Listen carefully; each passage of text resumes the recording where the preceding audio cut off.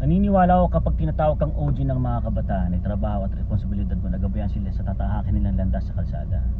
Kaya nila tayo tinitingala ay dahil tayo ang kinikilala nilang padre de pamilya na hindi nila makita sa sarili nilang daanan. Isa rin pinaniniwalaan ko ay kung kaya natin magpatakbo ng gang ng sarili nating klika, ay kaya rin natin magpatakbo ng isang negosyo na pwedeng maging kumpanya, di ba? Kung kaya mo naman magsulat ng rap, kaya mo rin magsulat ng libro na pwedeng maging legasiya para sa mga susunod na henerasyon, di ba?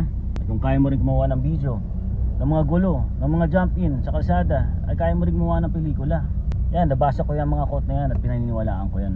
Mas malaki ang mundo kaysa sa ating baryo at klika. Huwag mo palitin yung mundo mo.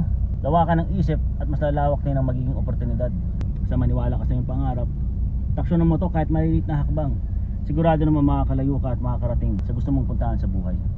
Lagari lang ng lagari, tandaan nyo yan. Bawal pa rin magshabu. Mga homies ko, takit sa streets.